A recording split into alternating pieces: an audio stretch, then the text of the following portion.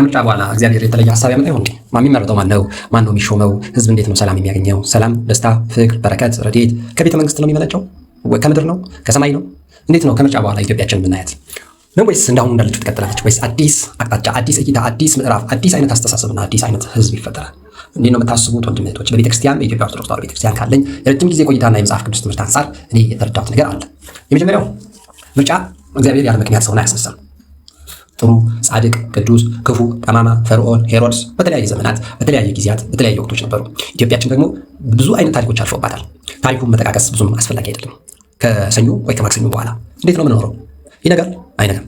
ቅድም መገናኛ ጋር የሚገርም ዕቃ የመጨረሻውን የገዛኋቸው እናት ምናምን አጋጣሚ አነሱትና እንዴት ነው በሚል ወሬ ከጓደኛቸው ጋር ሲናገሩ ይነጋል፣ ኧረ ይነጋል አባቴ ልብን ብሎ ይነጋል።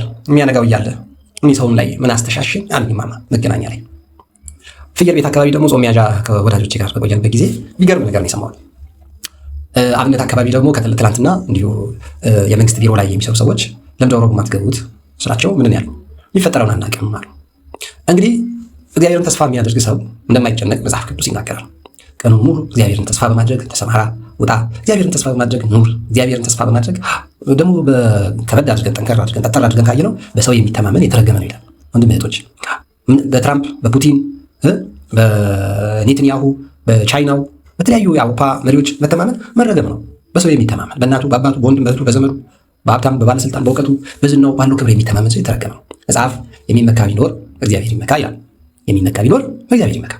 አባቴ መሳቅ የምትችለው ንጹህ ደስታ መደሰት የምትችለው ንጹህ ሰላም የምታገኘው ከቤተ መንግስት አይደለም፣ ከቤተ እግዚአብሔር ነው።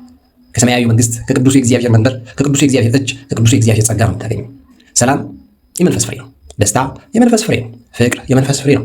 የመንፈስ ፍሬዎች የሚሉትን ሐዋርያው ቅዱስ ጳውሎስ በገላትያ መልእክቱ ላይ ጽፎልናል፣ ዘርዝሮልናል። ማን ማን እንደሆኑ በግልጽ ተቀምጠዋል። የመንፈስ ፍሬዎች በሚል የተቀመጡት መካከል የምድር የቤተ መንግስት ውጤቶች አይደሉም። የመንፈስ ፍሬዎች ሲባል የመንፈስ ፍሬዎች ሙሉ በሙሉ የእግዚአብሔር ውጤቶች ናቸው። ከእግዚአብሔር የሚገኝ የመንፈስ ፍሬ።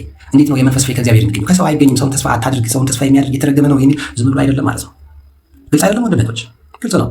አዎ እግዚአብሔርን ተስፋ በማድረግ የሚኖሩ በረከትን ይጠግባሉ። ወእመሰ ዘበመንፈስ ትተሉ ወጻእክሙ እምኦሪት የታወቅ ምግባሩ ለሥጋ ስሙ ርኩስ ወመርዓት። ከዛ ይልና ወፍሬሁ ለመንፈስ ቅዱስ ተፋቅሮ።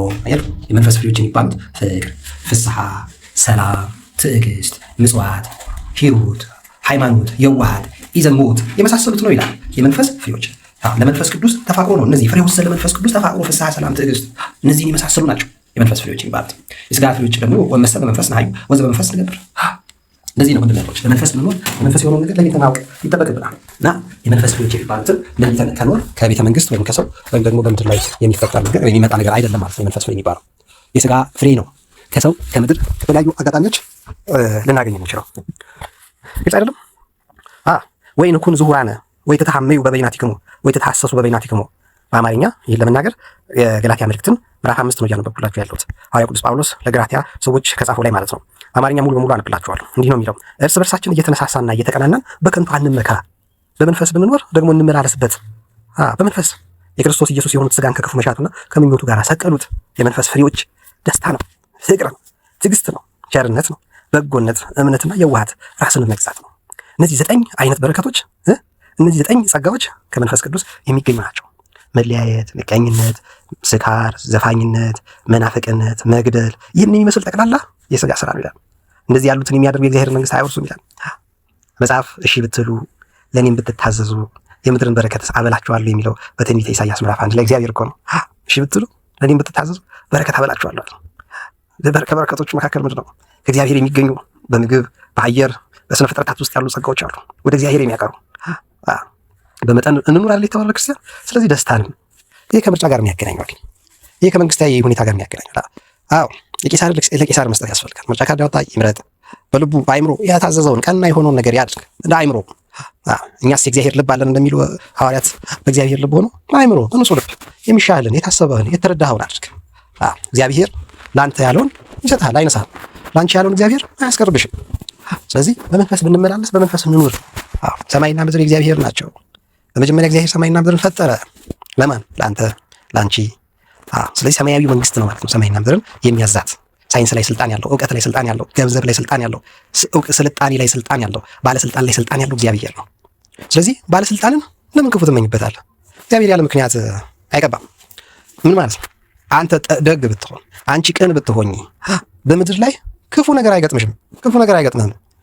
ማስረጃ ትፈልጋለህ?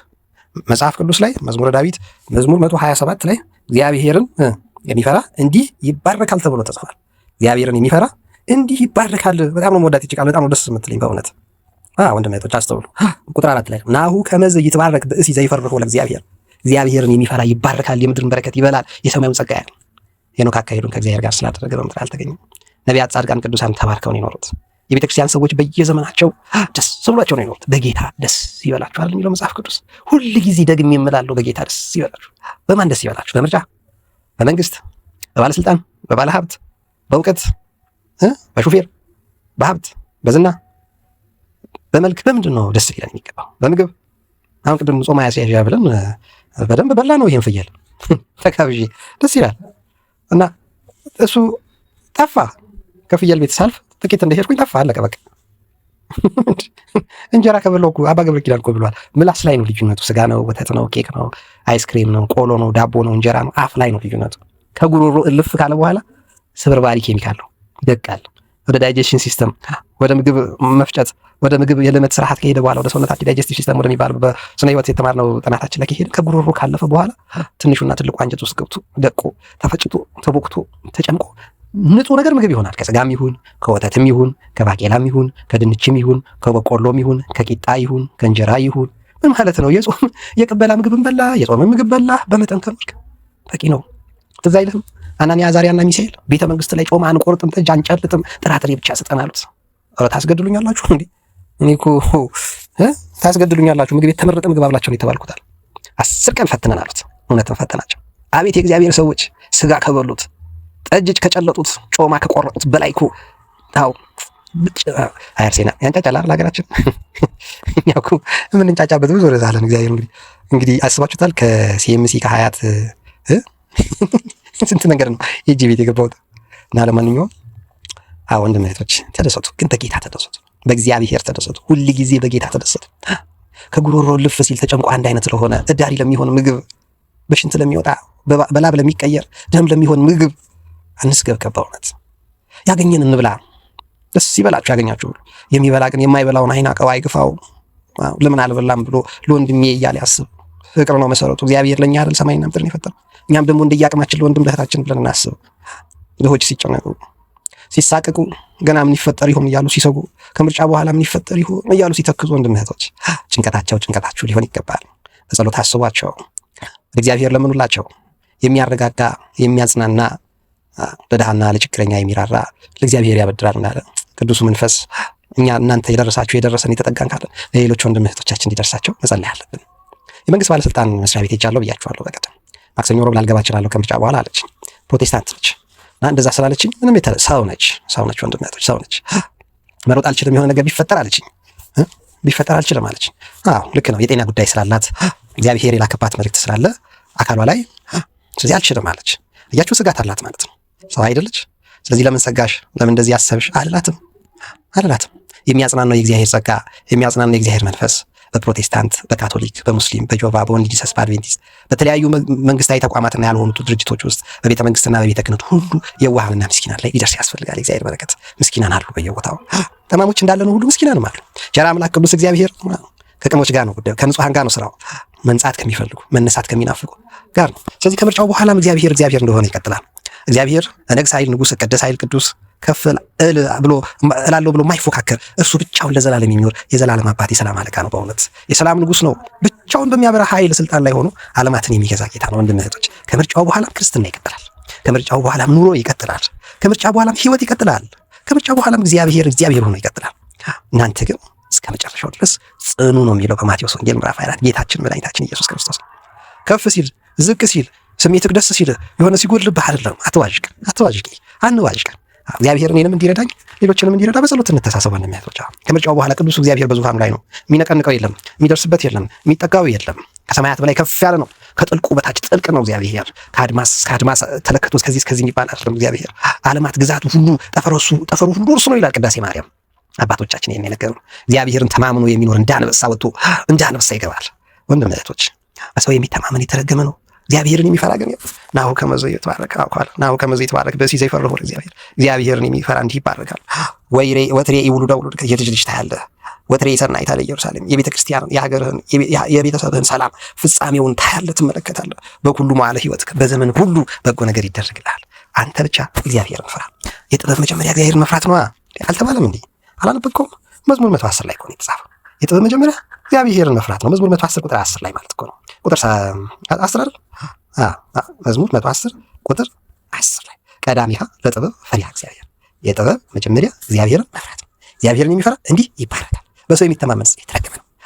በእውቀቱ ባለው በችሎታው በምርጫ የሚተማመን በተለያየ ሰው ሰራሽ ነገር የሚተማመን የእግዚአብሔር መሆን አይችልም። ባላህ አትተማመን።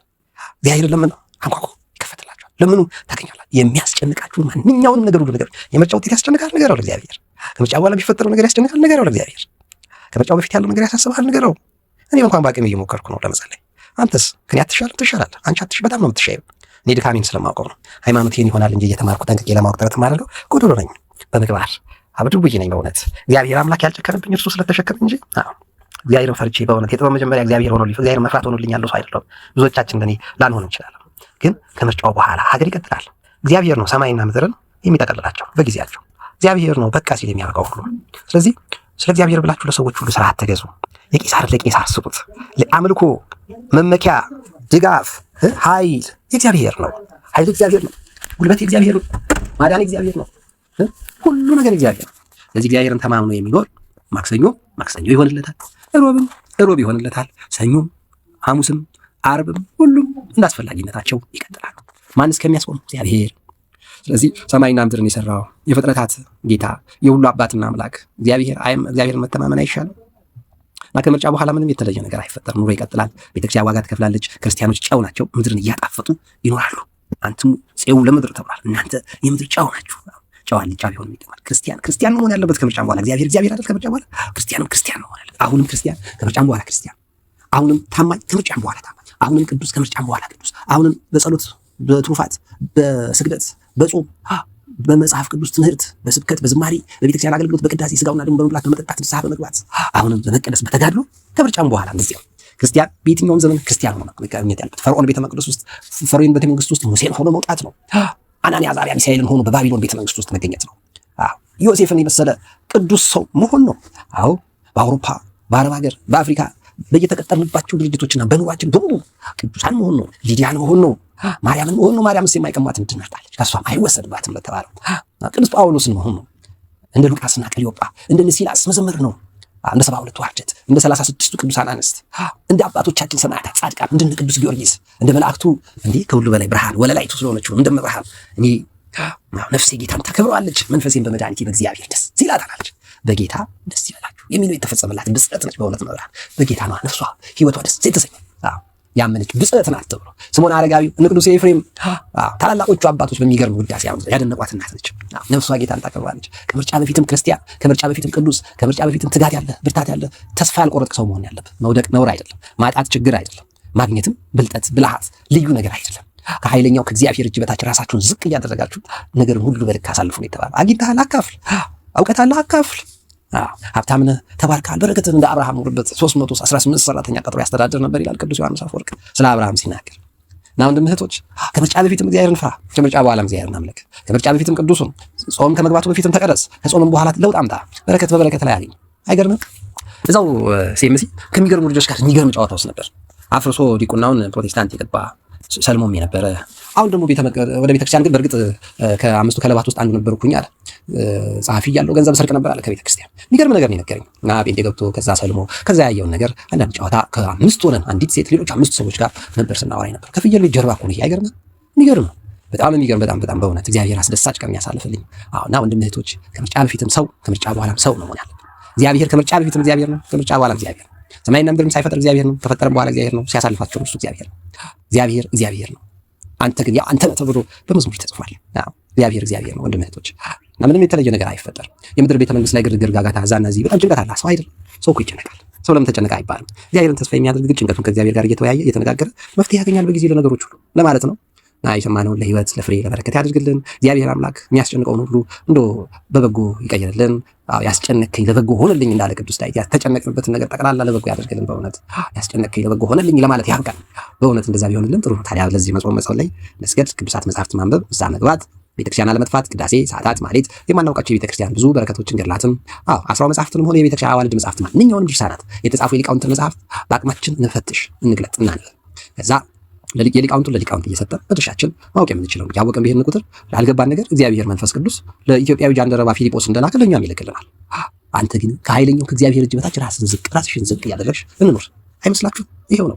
ከምርጫ በፊትም ሰው እንሆን ጥረት እናድርግ። የእግዚአብሔር ደግሞ ከምርጫ በኋላም እንደዛው ምንም እግዚአብሔር ሆኖ ነው የሚቀጥለው። እኛም ደግሞ ሰው ሆነን ለመኖር እንቀጥል ለማለት ከምርጫ በኋላም ሰው ሆነን ለህይወታችን ለመቀጠል ጥረት እናድርግ። ዝቅ እንዳንወርድ፣ እንዳንዘቅጥ፣ እንዳንደክም፣ ተስፋ እንዳንቆርጥ ሰው ላይ በመደገፍ እግዚአብሔር የተረገሙት ናቸው ከሚባሉት እንዳይቀላቅለው መጠንቀቅ አለብን። እግዚአብሔርን እንተማመንበት። እግዚአብሔር በአውሎ ነፋስ በወጀብ ውስጥ መውጫ መንገድ አለው።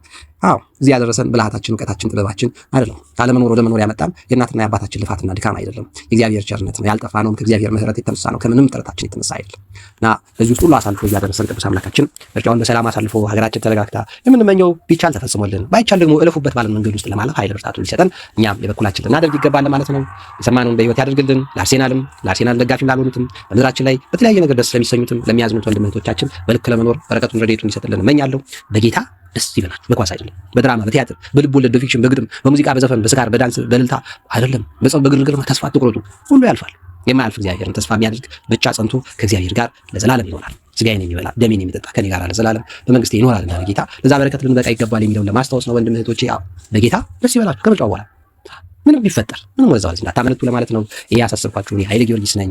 ለዕለተ ጊዮርጊስ በእሑድ እንድትሰሙት ለበዓለ ጰራቅሊጦስ በረከት እንዲያድርብን እመኛለሁ።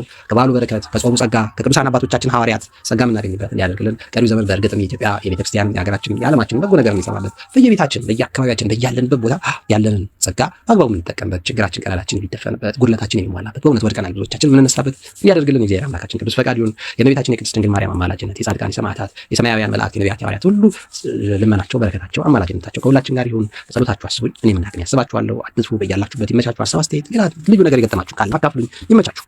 መልካም ሰንበት።